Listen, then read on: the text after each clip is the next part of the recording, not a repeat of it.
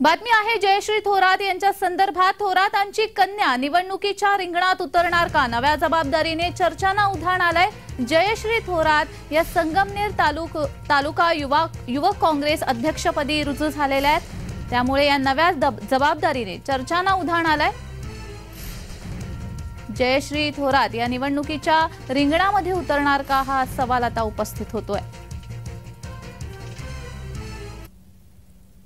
जय महाराष्ट्र वृत्तवाहिनीचे संपादक प्रसाद काथे यांनी बाळासाहेब थोरात यांची विशेष मुलाखत घेतली होती आणि त्यात या संदर्भात थोरात काय म्हणाले होते पाहूयात.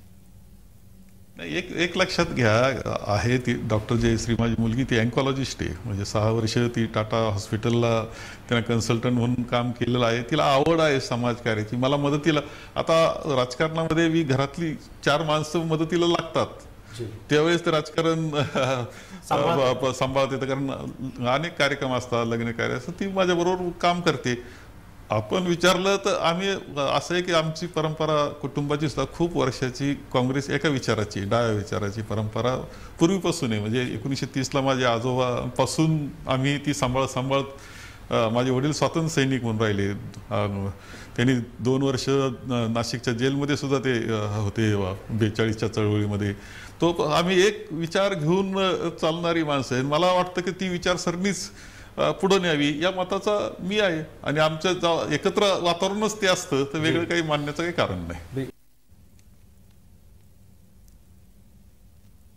तर या संदर्भात अधिक माहिती देण्यासाठी आमचे प्रतिनिधी जयेश सावंत हे आपल्याशी लाईव्ह द्वारा जोडले गेलेले आहेत. जयश्री थोरात यांची संगमनेर तालुका युवक काँग्रेस अध्यक्षपदी निवड झालेली आहे. त्यामुळे आता चर्चांना उधाण आलेलं आहे. त्या निवडणुकीच्या रिंगणामध्ये उतरणार आहेत का? या संदर्भात काय माहिती?